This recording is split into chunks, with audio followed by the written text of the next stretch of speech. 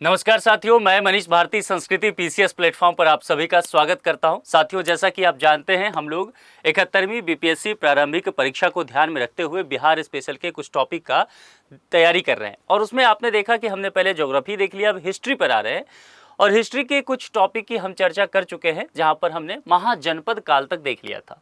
अब देखिए, बिहार की आप चर्चा करें और बिहार में बौद्ध धर्म की बात ना की जाए, ये हो ही नहीं सकता है।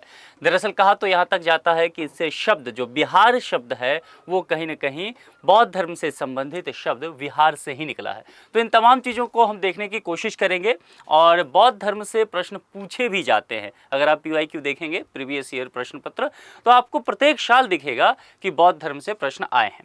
अब यहाँ पर एक बात समझिए, बिहार शब्द यानी कि राज्य का जो नाम है बिहार, दरअसल यह संस्कृत शब्द विहार से निकला है, जिसका अर्थ क्या होता है? निवास करना। कहीं कहीं पर्यटन के दृष्टिकोण से भी देखा जा सकता है। बौद्ध धर्म के हिसाब से समझने की कोशिश करेंगे तो विहार वह जगह होता है जहां पर बौद्ध भिक्षु रहते हैं, एक तरह से मठ टाइप की व्यवस्था आप कह सकते हैं। तो कुल मिलाकर के इतना तो तय माना जाता है कि विहार से धीरे धीरे अपभ्रंश रूप होता गया और बिहार बन गया, है ना। तो ये अपने आप को दिखाता है कि बिहार का विहारों को किस तरह से एक बढ़ाने का स्वरूप रहा है, यानी कि मठ बढ़ाने का, जहाँ पर शास्त्रार्थ हो, जहाँ पर ज्ञान की बातें हो, जहाँ पर जो है भिक्षु रहते हो, ये सारी चीज़ें हम लोग को देखने को मिलता है। ठीक है, तो बौद्ध धर्म और बिहार का हम एक बात तो समझ सकते हैं कि एक तरह से कह सकते हैं कि अनुनाश्रय संबंध है, यानी कि एक दूसरे पर निर्भरता आपको देखने को मिलेगा। बौद्ध धर्म की उत्पत्ति भी बिहार की ही धरती से हुआ और भगवान बुद्ध को ज्ञान की प्राप्ति भी बिहार से ही हुआ। वह आज के गयाजी डिस्ट्रिक्ट जो है वहाँ पर, बोध गया जगह पर। ठीक है, अब चलिए बौद्ध धर्म के उद्भव को लेकर के कुछ चीज़ें देखते हैं। बिहार की भूमि बौद्ध धर्म के संदर्भ में सबसे समृद्ध मानी जाती है क्योंकि इसी भूमि पर गौतम बुद्ध ने ज्ञान की प्राप्ति की थी, जिसकी चर्चा हमने पहले ही किया। जीवन में उन्होंने जो सत्य का खोज किया था और जीवन के जितनी भी विलासिता है उसका त्याग करके वो बिहार ही आ गए थे। तो गौतम बुद्ध ने बिहार के विभिन्न स्थानों पर भ्रमण किया, अलग अलग जगह पर रहे, उपदेश भी दिया। अगर आप वैशाली की चर्चा करेंगे जो गंगा के उत्तर में पड़ जाता है, देखिए बौद्ध धर्म का प्रभाव आपको गंगा के उत्तर और दक्षिण दोनों जगह पर देखने को मिलेगा। ठीक है, ऐसे ही जब मैं जैन धर्म की चर्चा करूंगा उसमें भी ये चीज़ें आपको नेचर देखने को मिलेगा कि जैन धर्म का प्रभाव आप गंगा के दक्षिण में भी देखेंगे। इनफैक्ट आप झारखंड के कुछ जगह पर देखेंगे और वैशाली में तो रहा ही है, तो उत्तर दक्षिण दोनों जगह देखने को मिलेगा, क्योंकि इस तरह से प्रश्न पूछे जा सकते हैं, तो आपको ध्यान रखना पड़ेगा। तो गौतम बुद्ध ने बिहार के विभिन्न स्थानों पर निवास किया, उपदेश दिए, जिसमें आप देखेंगे वैशाली भी एक आता है। दूसरा जो सबसे महत्वपूर्ण वह राजगृह, और राजगृह मगध साम्राज्य की राजधानी, शुरुआती राजधानी। राजगृह वही जगह है जिसे आजकल हम लोग राजगीर कहते हैं। 5 पहाड़ियों से घिरा हुआ ये क्षेत्र है। यहाँ पर कई उपदेश जो है उन्होंने दिए और बिहार को इसीलिए बौद्ध धर्म का जन्मस्थल कहा जाता है। ध्यान दीजिए, गौतम बुद्ध का जन्मस्थल नहीं, बौद्ध धर्म का जन्मस्थल इसे माना जाता है, क्योंकि यहाँ पर इन्होंने ज्ञान की प्राप्ति किए और फिर यहाँ पर इन्होंने उपदेश देने का काम किया। इन सभी उपदेश को क्या कहा गया, ये प्रश्न आता है धर्म चक्र प्रवर्तन। ध्यान रखना है, जो उपदेश गौतम बुद्ध ने दिए उनको लेकर के बात किया जाता है और यहीं पर उन्होंने अपने परिनिर्वाण की घोषणा भी की थी। तो बौद्ध धर्म के इतिहास में अगर आप देखेंगे तो अगर एक सम्राट के योगदान की बात की जाती है तो कहा जाता है, वैसे तो कई सम्राट रहे, बौद्ध धर्म के लिए कहा जाता है कि एक ऐसा धर्म रहा जिसे राज दरबारों के द्वारा, राजा महाराजाओं के द्वारा काफ़ी सपोर्ट मिला। इसके विस्तार में भी इसी बात को लेकर के कहा जाता है। लेकिन अगर एक राजा की बात की जाए, सम्राट अशोक की, तो सम्राट अशोक का योगदान इसमें सबसे महत्वपूर्ण रहा। सम्राट अशोक ने तो अपने बेटा और बेटी को भी बौद्ध धर्म के प्रचार के लिए दुनिया के अलग अलग भागों में भेजा था और खास करके देखेंगे वो बौद्ध धर्म स्वीकार भी कर लिए थे। कलिंग युद्ध के बाद हथियार त्याग दिया और फिर बुद्ध के शरण में चले गए और बौद्ध धर्म अपनाने के बाद जो है बौद्ध धर्म को राज धर्म का भी संरक्षण दिया गया। इस सिद्धांत के अनुसार देखेंगे ना तो धर्म के सिद्धांत धम्म को भारत के विभिन्न हिस्सों और विशेष रूप से अगर विदेश में चर्चा करेंगे तो चाहे वो आपको श्रीलंका की चर्चा आएगा, ग्रीस में आप देखेंगे कि बौद्ध धर्म के कुछ तत्व मिलेंगे। इसके अलावा मिस्र तक भी बौद्ध धर्म के तत्व मिलेंगे। ये सम्राट अशोक के समय पर किया गया था। तो बौद्ध धर्म से संबंधित अगर बात किया जाए तो सम्राट अशोक को लेकर के चलेंगे। अब एक बात समझ लीजिए, अगर भारत के मैप पर देखेंगे मौर्य साम्राज्य 240 ईसा पूर्व में देखेंगे तो ये येलो जो आपको आपको दिख रहा है ये तमाम जगह पर फैला हुआ दिखेगा। मगध से यहाँ से निकलता है, देखिए मगध ये वाला एरिया पूरा, और खास करके अगर ये देखा जाए तो जो ये नालंदा पाटलिपुत्र वाला एरिया है, लेकिन इससे फैलता हुआ आप देखेंगे तो दक्षिण भारत के कुछ हिस्सों को छोड़ दे नॉर्थ ईस्ट लगभग पूरा आपको दिखेगा, और अफगानिस्तान तक आपको ये फैला हुआ दिखेगा। ये कहाँ का है? मौर्य साम्राज्य। अब चूंकि साम्राज्य का विस्तार हो रहा है और मैंने कहा बौद्ध धर्म को साम्राज्य का संरक्षण मिला, तो जाहिर सी बात है बौद्ध धर्म का भी विस्तार यहाँ पर देखने को मिलेगा। इसलिए आज भी आप देखते होंगे ना अफगानिस्तान में भगवान बुद्ध की बहुत सारी मूर्तियां देखी गई है। इसकी वजह क्या है कि उस वक्त जो राजा महाराजा मगध साम्राज्य में हुए उन्होंने संरक्षण दिया और इसका क्या किया? विस्तार किया।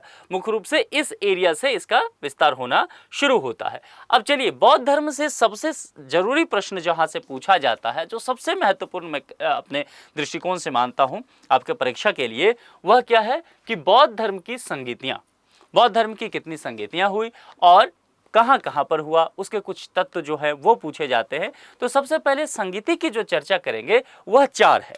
पहले चीज तो ये ध्यान रखना है, क्योंकि अगर प्रश्न में यही आता है कि नंबर्स पूछ लिए जाए तो 4 आपको बताना है। अब यहाँ पर सबसे ज्यादा प्रश्न जो पीआईक्यू में हमने देखा है कि पूछा गया है वह है कि किस स्थान पर हुआ है। तो चलिए एक एक चीजों को देखते हैं कि सबसे पहले किस स्थान पर, समय भी पूछा जाता है, अध्यक्ष को लेकर के पूछा जाता है, शासक पूछा जाता है, और कुछ महत्वपूर्ण बातें जो उस समय डिसाइड किया गया उस तमाम संगीतियों में, उस बात को लेकर के भी चर्चा है। तो चलते हैं एक एक करके देखते हैं। बिहार में जितने भी गवर्नमेंट जॉब होने वाले हैं है ना, सब में ये सब आपको काम आने वाला है। तो बीपीएससी के अलावा भी जो लोग आपकी प्रिपरेशन कर रहे हैं गवर्नमेंट जॉब का, सारे लेक्चर भेज दीजिए, उनको ये काम आ जाएगा। प्रथम कब हुआ? राजगिरी। तो राजगिरी सबसे महत्वपूर्ण, याद रखिए कि मगध की राजधानी राजगिरी, ठीक है, आज का राजगीर। कब हुआ? समय 483 ईसा पूर्व में, और अध्यक्ष महाकश्यप हुए। शासक उस समय अजात शत्रु हुआ करते थे, और इसमें कुछ महत्वपूर्ण बातों को तय किया गया, और जो महत्वपूर्ण बातें तय की गई उसमें आपको पता होगा बुद्ध के शिष्य आनंद हुआ करते थे, है ना। तो उसमें जो बातें कहा गया कि प्रथम संगीति में बुद्ध के शिष्य आनंद और उपाली ये दोनों उपस्थित थे। तो ये नाम दोनों याद रखना है, आनंद और उपाली इसमें प्रेजेंट थे। शासक अजातशत्रु और अध्यक्षता महाकश्यप की अध्यक्षता में प्रथम संगीति राजगीर में 483 ईसा पूर्व में हुआ था। अब द्वितीय की बात करेंगे। मैंने क्या कहा था? एक गंगा के दक्षिण में और दूसरा गंगा के उत्तर में।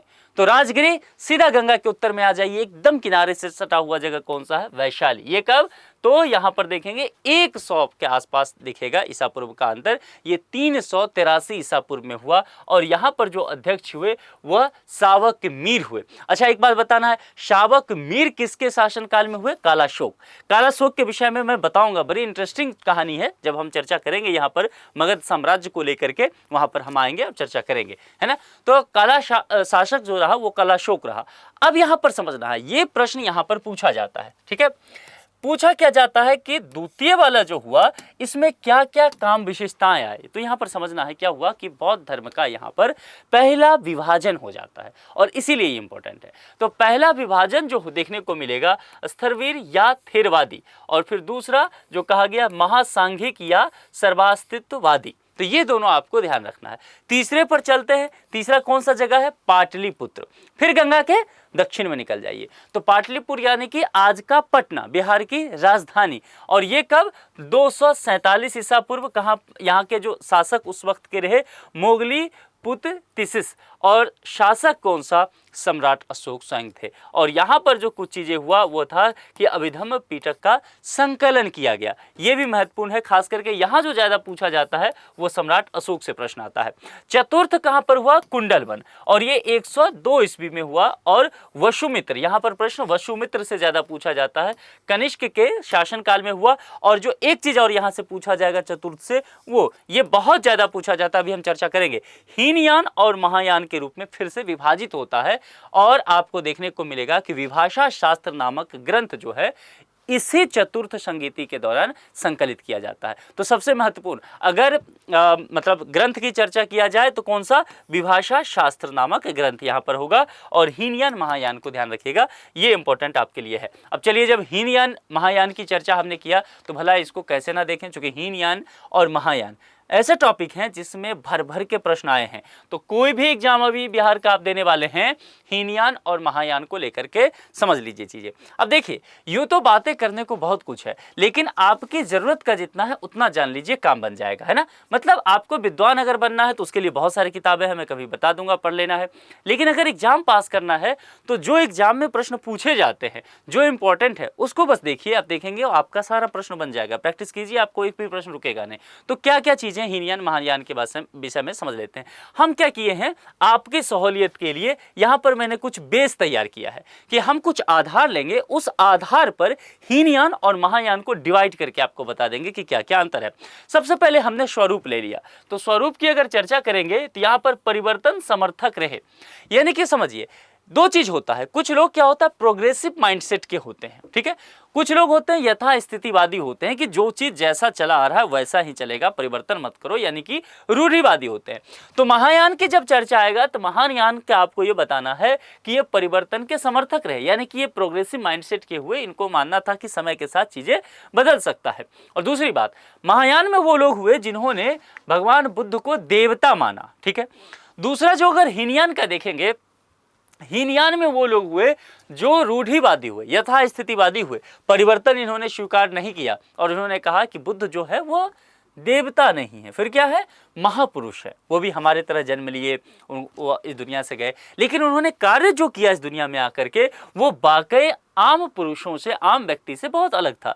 तो वो देवता तो नहीं, लेकिन महापुरुष निश्चित तौर पर है। समझ में आ गया, ये चीजें कंफ्यूजन नहीं होगा। सबसे ज्यादा यही पूछा जाता है, ठीक से समझ लेना है। आगे भाषा, भाषा को लेकर के बहुत प्रश्न पूछा गया है।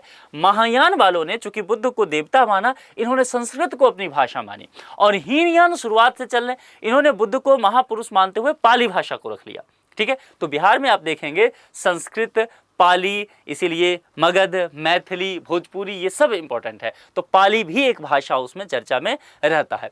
आदर्श को लेकर के अगर देखिए, महायान वाले ने कहा कि बोधिसत्व के साथ हम चलेंगे, और हीनयान वालों ने कहा कि हम अहर्त होंगे, मतलब योगी, योग साधना के रूप में। अब मूर्ति पूजा को लेकर के बहुत डिबेट है, यहां पर समझ लेना है। ये एक बहुत प्रश्न पूछा जाता है, इंटरव्यू वगैरह में भी पूछा जाएगा। अब मूर्ति पूजा अगर महायान को लेकर के चर्चा करेंगे तो महायान ने कहा कि भाई हम मूर्ति पूजक होंगे बुद्ध के। समझिए ये क्या है, प्रोग्रेसिव माइंड से, समय के साथ इन्होंने परिवर्तन कर लिया है ना। इन्होंने कहा हम मूर्ति पूजक होंगे, लेकिन हीनयान वाले जो थे उन्होंने साफ मना कर दिया कि नहीं, ये हो ही नहीं सकता, है ना। बुद्ध के जो स्मृति चिन्ह है हम उसकी पूजा करेंगे, बुद्ध की मूर्ति की नहीं। प्रचार की अगर देखेंगे, प्रसार का, तो आपको जो महायान देखने को मिलेगा वो खास करके उत्तर भारत में देखने को मिलेगा। तिब्बत जानते भी दलाई लामा, और तिब्बत में देखिए दलाई लामा कौन नए नियुक्त होंगे, इसकी तैयारी चल रही है। तो उत्तर भारत के साथ तिब्बत में भी जो देखा जाएगा वो महायान देखा जाता है। चीन में क्या है, महायान है। जापान में क्या है, महायान है। कोरिया में क्या है, महायान है। समझिए। और हीनयान की चर्चा करेंगे दक्षिण भारत में जो बौद्ध धर्म का विस्तार हुआ, अशोक ने श्रीलंका भेजा था विस्तार करने के लिए अपने बच्चों को, क्या हुआ वहां पर, हीनयान। वर्मा में क्या है, जिसको म्यांमार कहते हैं। थाईलैंड कहाँ है, में क्या है, हीनयान। तो ये आपको लोकेशन याद रखना पड़ेगा, चूंकि प्रश्न यहां से आता है। अब एक चीज और, वह कहा जाता है संप्रदाय को लेकर के। संप्रदाय की आप चर्चा करेंगे तो इनका है कि ये जो है माध्यमिकवाद है, यानी कि ऑलवेज फॉलो मिडिल पाथ, जो मध्यम मार्ग की बात इन्होंने किया। शून्यवाद में विश्वास रखते हैं, सापेक्षतावाद में, सापेक्षतावाद मतलब एक तत्व का दूसरे तत्व से तुलना करना। आपको बहुत डिटेल से नहीं जानना है, इसलिए इस फिलॉसफी पर मैं नहीं जा रहा हूं, क्योंकि ये प्रीलिम्स के लिए फिलॉसफी की आवश्यकता नहीं है। जो लोग यूपीएससी में एथिक्स वगैरह लिखते हैं उनके लिए यहाँ पर यह आवश्यकता है कि वो बहुत अच्छे से इसको पढ़ के जाए, लेकिन आपके लिए नहीं, या जिनका फिलॉसफी ऑप्शनल होता है वो ये करते हैं। और यहाँ पर वैभाषिक और स्वतंत्रिक होंगे ये, ठीक है, जो मतलब संप्रदाय के आधार पर। तो बस ये आपको ध्यान रख लेना है कि अगर यहाँ से संप्रदाय पूछा जाता है तो आपको ध्यान होगा। अब मुझे बताइए हीनयान महायान में कोई कंफ्यूजन है? जितना देखिए कहने को और भी चीजें मैं इसके विषय में कह सकता हूं, पर आपके लिए वो सर से ऊपर जाएगा। जैसे मैंने यहाँ आपको नहीं समझाया ये दोनों, है ना, क्योंकि मुझे आवश्यकता नहीं लगा। प्रीलिम्स के लिए आपको इसकी आवश्यकता नहीं है, बस पॉइंट आपको याद रखना है। मैं बेवजह समझाऊंगा, आधा घंटा लगेगा, वो आपके लिए यूजफुल नहीं होगा, ठीक है। तो यहाँ कीजिए क्या कि स्क्रीनशॉट लीजिए, जितनी बातें हैं ना पहले इस पर आप कमांड बना लो। आपको आगे पढ़ने का मन करता है, अच्छी बात है, लेकिन पहले आप कहो कि जी इतनी चीजें रहा, ये मेरे जुबान पे है, इससे बाहर अगर अब जुबान से आगे निकला तो पढ़ो, लेकिन अगर इसी में कमी है तो फिर आगे मत पढ़ो, क्योंकि यहीं से प्रश्न ज्यादा आते हैं। ठीक है, आगे बढ़ जाए। चलो, अब यहाँ बौद्ध धर्म के साहित्य मोस्ट इंपॉर्टेंट पोर्शन है। ठीक है, 5 स्टार लगाइए सब आदमी, और इसको जो है थोड़ा सा देखना शुरू कीजिए। बौद्ध धर्म के साहित्य से हमेशा ही प्रश्न रहा है। अभी जब मैं कर रहा था कि प्राचीन बिहार के इतिहास को जानने के लिए, और मैंने कहा पूरा तात्विक स्रोत के साथ साथ हम साहित्यिक स्रोत पर भी निर्भर रहते हैं। और आपको ध्यान होगा साहित्यिक स्रोत में मैंने कई साहित्य की चर्चा किया था, और उसमें मैंने जैन साहित्य तो बताया था, ब्राह्मण साहित्य तो बताया था, लेकिन मैंने बौद्ध साहित्य की भी चर्चा किया था। अब यहाँ पर आ गया, जैसे कि सुत्त पिटक की चर्चा मैंने किया था, विनय पिटक की चर्चा किया था, अभिधम्म पिटक की बात मैंने किया था, तो ये चर्चा करते हैं, और इसको कहा जाता है त्रिपिटक। तो साथियों, अगर आपसे प्रश्न में पूछ लिया जाए कि त्रिपिटक में कौन कौन सी चीजें निहित है, 4 विकल्प दे दे, तो देखना है कि यहां पर इसके आधार पर विकल्प बनाया जाएगा। सुत्त पिटक, अब ये सुत्त पिटक जो क्या है, बौद्ध धर्म के उपदेश शामिल किए गए हैं, क्या क्या उपदेश दिए गए हैं। और दूसरा विनय पिटक, विनय देखिए शब्द पे ध्यान दीजिए, आचार्य नियम, किस तरह से व्यवहार में चीजों को लाया जाएगा। और अभिधम्म पिटक यानी कि बौद्ध का जो दर्शन है, फिलॉसफी उनकी क्या है, ये इसमें शामिल किया गया है, तो इसलिए त्रिपिटक इसको इसमें नाम दिया गया है। अब यहां पर एक चीज और समझते हैं, बौद्ध के प्रमुख दार्शनिकों को लेकर के हमेशा पूछा जाता है। इनके विषय में प्रीलिम्स के लिहाज से महत्वपूर्ण ये नहीं है कि बहुत विस्तार से पढ़े, करने को हम कर सकते हैं लेकिन मेंस के समय करेंगे। फिलहाल दार्शनिकों का नाम इंपॉर्टेंट है, क्योंकि आपको कुछ दार्शनिकों का नाम देगा, एक अलग से कोई ऐड कर देगा, और आपको कहेगा कि इसमें पहचानने के लिए कि कौन कौन जो है बौद्ध दार्शनिक नहीं है या हैं। तो ध्यान रखना है, अश्वघोष, नागार्जुन बहुत इंपॉर्टेंट नाम है, असंग, वसुबंधु, उसके बाद बुद्ध घोष, दिगनांग, उसके बाद धर्मकीर्ति। तो ये सारे नाम आपके बहुत इंपॉर्टेंट है और बौद्ध दार्शनिक रहे हैं। इन्होंने बहुत अच्छी खासी फिलॉसफी दिया है और बौद्ध धर्म को आगे बढ़ाने में अपना महत्वपूर्ण योगदान दिया है। लेकिन हम इनके नाम को जानेंगे, हम इनके जो कार्य जो हैं यहाँ प्रीलिम्स में हमारे लिए आवश्यक नहीं है। बौद्ध धर्म के पतन को लेकर के चर्चा करते हैं। अब जरा सोचिए, मैंने आपसे कहा कि बौद्ध धर्म एक ऐसा धर्म हुआ जिसने मिडिल पाथ को लेकर के बात किया। गौतम बुद्ध के उपदेश इस तरह से मॉडर्न, एक तरह से कह सकते हैं फिलॉसफी उन्होंने दिया कि लोगों को आकर्षित किया, और साम्राज्य जो वहां पर शासन है व्यवस्था, उसने बौद्ध धर्म को सपोर्ट किया। विभिन्न मगध साम्राज्य के राजा, देखिए मगध साम्राज्य में, वैसे मैं आगे पढ़ाऊंगा लेकिन एक लाइन में बताता हूं, मगध साम्राज्य के बहुत ऐसे राजा रहे कि जो 2 धर्म को मानते रहे। यानी कि पहले वो थे हिंदू, ठीक है, अब देखिए कितनी दिलचस्प चीज देखने को मिलेगा, हिंदू, और जब बौद्ध का प्रभाव बढ़ता चला गया तो वो उन्होंने क्या किया, बौद्ध धर्म को भी अपना लिया। तो 2 धर्म को अपनाने वाले कई राजा रहे। मैं मगध में आऊंगा तो मैं बताऊंगा विस्तार से, फिलहाल इतनी बात समझिए। यानी कि जो इतना पॉपुलर रहा, जिसने राज्य धर्म कई बार बनाया, प्रजा को कहा कि आप एक्सेप्ट करो चीजों को, और शासकों ने प्रचार प्रसार करवाया। सम्राट अशोक का मैंने नाम कहा आपको। भला वो धर्म पतन क्या कारण रहा होगा, वो धर्म में पतन कैसे हुआ? क्योंकि बौद्ध धर्म में कहा जाता है कि बौद्ध मठ जो कहा मैंने, विहार जो कहा, तो बौद्ध मठों में भ्रष्टाचार एक समय पर चरम में चला गया। और आपको मैंने कहा कि संगति भी मैंने पढ़ाया था, आपको कहा था कि संगतियां में देखा आपने चतुर्थ में कैसे हीनयान महायान में विभाजन हो गया, पहले में कैसे विभाजन हुआ। तो बौद्ध संप्रदाय में विभाजन होता गया, मत का विभेद होता चला गया। और वो मत का विभेद क्यों हुआ? क्योंकि बहुत ज्यादा फोकस इन लोगों ने कर्मकांड के प्रचलन पर कर लिया। मतलब गौतम बुद्ध कर्मकांड का विरोध करते रहे और बौद्ध धर्म में आगे चल के कर्मकांड आ गया, जैसे कि ब्राह्मणों में रहा या फिर कह सकते हैं सनातन धर्म में रहा। तो वही कर्मकांड जब आ गया तो भाई प्रचलन हो गया, तो बौद्ध धर्म का पतन हो गया। क्योंकि अगर कर्मकांड ही फॉलो करना है तो फिर तो आपके पास सनातन धर्म था ही, उसी के विरोध में तो आ गए थे उस आगे बढ़ते हुए। तो ब्राह्मण धर्म में समय के साथ सुधार होता गया, है ना। और ब्राह्मण धर्म में जैसे जैसे सुधार हुआ, कर्मकांड कम होते गए, लोगों का झुकाव फिर से क्या हुआ, ब्राह्मण के धर्म के प्रति या सनातन या हिंदू धर्म के प्रति होना शुरू हो गया। बुद्ध, अब यहां पर सबसे बड़ा जो ड्रॉबैक हुआ उसको समझिए। मतलब जो कहा जाता है कि पतन का कारण हुआ था, भगवान बुद्ध को विष्णु का 9वां अवतार मान लिया गया और ये सनातन धर्म की तरफ से किया गया। इतना प्रचार प्रसार हुआ, उसके बाद जो है कि लोगों ने कहा कि भाई बौद्ध धर्म और हिंदू धर्म में तो कोई अंतर ही नहीं है। क्योंकि आप जानते हैं 10 अवतार की फिलॉसफी है, 10 अवतार होंगे भगवान विष्णु के, तो 8 अवतार हो रखा था कृष्ण तक, 9वें अवतार की प्रतीक्षा थी। बुद्ध इतने महान पुरुष निकले कि ब्राह्मण लोगों ने कहा कि बस यही बुद्ध जो है ना, ये दरअसल विष्णु के 9वें अवतार है।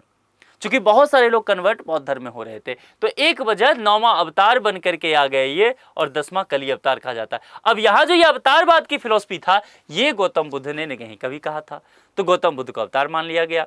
अब जो प्रशंसक हैं, जो अनुयायी हैं, वो फिर भी हिंदू धर्म में ही लौटने लगे। राजकीय सहयोग चरम पे था, निश्चित तौर पर, मैंने पहले भी कहा, लेकिन राजकीय सहयोग में धीरे धीरे कमी देखा गया, क्योंकि समय के साथ जो है बाहरी आक्रमण शुरू हुआ, राजा महाराजा कमजोर होते गए, तो धन की कमी हुई, शासन व्यवस्था में वो बातें नहीं रही, तो राजकीय सहयोग कमी होने से मामला खराब होता गया, और फिर बाहरी आक्रमण, जिसमें तुर्की का आक्रमण जो है महत्वपूर्ण देखा गया। तो ये तमाम वजह बनता है आगे चल के, जिसमें बौद्ध धर्म के पतन का कारण बनता है। एक चीज़ जो आपसे बहुत पूछा जाता है, प्रीलिम्स में देखेंगे कि बिहार में बौद्ध धर्म से संबंधित स्थल, आपको लगता होगा सर ये बहुत आसान है, ये तो हम कर ही लेंगे। अभी आपको लग रहा है क्योंकि थोड़ा सा लोकेशन को चेंज कर दिया जाएगा तो आप बहुत ज़्यादा गलतियां करके आते हैं। क्या है सही से इसको समझने का तरीका, उसको समझिए। मैंने मैप यहाँ पर लगाया है। जब भी ये चीज़ें आए, बिहार को स्टडी करने का सबसे अच्छा तरीका है मैप लीजिए और सबसे पहले गंगा नदी को बीच से निकाल दीजिए। एक रफ आइडिया से, थोड़ा बहुत इधर उधर चलेगा, कोई दिक्कत नहीं है आपको। एकदम जो है ये गंगा नदी को आपने बीच से निकाल दिया, ठीक है। इतना ध्यान रखना है कि बक्सर में चौसा के पास और इधर जो है कटिहार के पास निकल के पश्चिम बंगाल में चला गया। तो ये दो भाग में हमने डिवाइड कर दिया। तो एक जो हो गया, ये वाला हिस्सा जो हो गया वह उत्तरी मैदान, और ये जो हो गया दक्षिण मैदान बिहार का, दोनों में डिसाइड। अब मैंने आपसे क्या कहा था कि मुख्य रूप से अगर देखेंगे तो इसको साम्राज्य का कहीं ना कहीं सहयोग मिला, और वो मगध था। और मगध का फैलाव कहाँ, जो मैंने पहले बताया था, मगध का फैलाव कहाँ रहा, जो आज का आपको गया दिखेगा, जो आपको ये नवादा वाला एरिया दिखेगा, थोड़ा सा औरंगाबाद लीजिए, ये आपको नालंदा का एरिया दिखेगा, इसके बाद जो है पटना वाला पाटलिपुत्र, जहानाबाद, तो ये कुल मिलाकर के कुछ वैशाली तक, ये वाला जो एरिया है, ये एक तरह से इसमें फैलाव दिखता है, ठीक है। अब अगर इसमें फैलाव दिखेगा तो मगध साम्राज्य मुख्य रूप से यहाँ फैलते फैलते पूरी दुनिया भर में पहुंचा, और बौद्ध धर्म का मुख्य रूप से बिहार में प्रसार ज़्यादा यहाँ दिखना पड़ेगा। तो कुल मिलाकर के गया डिस्ट्रिक्ट भी आप देख सकते हैं इसमें, आप इसमें नवादा देख सकते हैं, आप इसमें औरंगाबाद को शामिल कीजिए, है ना। तो ये कुछ चीज़ें, चाहे नालंदा हो जाए, पटना हो जाए, कुल मिलाकर के ऐसे समझिए कि आज का जिसको मगध का एरिया जिसको पड़ता है, जहाँ पर मगही भाषा बोली जाती है, ऐसे समझ लेना है, वो एरिया कुछ हद तक प्रभाव में आपको बौद्ध धर्म के आज के समय में भी आपको देखने को मिलेगा। अब यहाँ पर देखिए बिहार में बौद्ध धर्म की वर्तमान स्थिति हम लोग जरा देखते हैं। और ये बिहार जो जातिगत गणना हुआ, सर्वे हुआ कब, 2022 तक। एक जो आंकड़ा हमारे पास है वो 2011 का है, वो 2011 वाला मैं अभी नहीं बता रहा हूँ, ठीक है, क्योंकि एक लेटेस्ट अब हमारे पास है 2022-23 में जो जातिगत एक तरह से कह सकते हैं कि सर्वे हुआ था, बिहार सरकार ने अपने पैसे पर करवा लिया था खर्चा पे, उसमें कुछ बातें आई है, तो वो समझना हो सकता है प्रश्न यहीं से बने। तो ये भी समझना है कि नेचर कहाँ से पूछा जा सकता है, नहीं तो मेहनत करते रहेंगे प्रश्न वहाँ से आएगा नहीं। धर्म और कितने फीसदी है, हिंदू धर्म के विषय में कहा गया बिहार में 81.9, मुसलमान 17.7, ईसाई, सिख और बौद्ध की चर्चा देखेंगे तो 0.0851। जैन धर्म की शुरुआत भी बिहार से हुआ, और ये देखिए 0.0096। अब देखिए जिस धर्म की शुरुआत बिहार से हुआ हो, बिहार की धरती से हुआ हो, जरा देखिए बौद्ध धर्म का स्थिति क्या है जनसंख्या के आधार पर फीसदी में, 0.0851, यानी कि बहुत स्थिति आप क्या कहेंगे इसके तुलना में नगण्य जैसी स्थिति हो गया, जबकि सबसे शासकों का सबसे ज़्यादा सहयोग बौद्ध धर्म को मिला। तो उसकी वजह मैंने आपको पतन का कारण बता दिया था, उसको ध्यान रखिएगा, वो प्रश्न में आ सकता है। अब चलिए एक दो प्रश्न आपके लिए। तो पहला प्रश्न जो है वह आपके लिए प्रीलिम्स जैसा है, क्या है, मगध का राजा उदयीन किस धर्म मत का अनुयायी था। पहला प्रश्न, ये आप प्रीलिम्स वाला लिख लीजिएगा, ऐसे कमेंट बॉक्स में जवाब दीजिए, प्री का क्वेश्चन, प्री और ABC जो भी आपको लगता हो वो आप बता देना इसमें, ठीक है। मेंस के अकॉर्डिंग चले, मुख्य परीक्षा का प्रश्न दे रहा हूं। वर्तमान जीवन में, ध्यान दीजिए कीवर्ड को पहचानना है, वर्तमान जीवन में बुद्ध के जीवन और उनकी शिक्षाओं की प्रासंगिकता का चर्चा कीजिए। यहाँ और 200 शब्द दिया गया। तो कुल मिला के कुछ चीज़ें हैं, हमारी मॉडर्न लाइफ में क्या क्या चैलेंजेस हैं, किस तरह के सिचुएशन है, उसको बौद्ध के जीवन और उनकी शिक्षा दोनों ही बातों से तुलना करते मतलब जोड़ते हुए एनालिसिस करते हुए कहना है कि कितना वो प्रासंगिक आज हमारे लिए है। ये 200 वर्ड में है। बहुत अच्छा प्रश्न है, आप लिख करके कमेंट बॉक्स में मुझे बता सकते हैं। कुल मिलाकर के हमने आज देखा कि बौद्ध धर्म का बिहार से क्या संबंध रहा है, उसको हमने समझने की कोशिश किया है। आपके जो भी प्रश्न है कमेंट बॉक्स में लिख सकते हैं। आपको लेक्चर कैसा लगता है वो भी कमेंट बॉक्स में लिख सकते हैं। जल्दी करंट अफेयर्स का आप लोगों को लेक्चर दिया जाएगा, बस कुछ दिन का इंतजार कीजिए, आप जल्दी करंट अफेयर्स भी हमसे पढ़ पाएंगे। ठीक है, तो प्लेलिस्ट जाइए और सारे लेक्चर को देखना शुरू कीजिए। जो लोग भी किसी भी तरह का गवर्नमेंट जॉब का एग्जाम दे रहे हैं बिहार में, अभी बहुत सारे एग्जाम आने वाले हैं, सब में हेल्पफुल होगा, इससे बाहर प्रश्न आपके नहीं आएंगे। तो आज के लिए इतना ही, अपना बेहद ख्याल रखें। बहुत बहुत शुक्रिया, थैंक यू सो मच।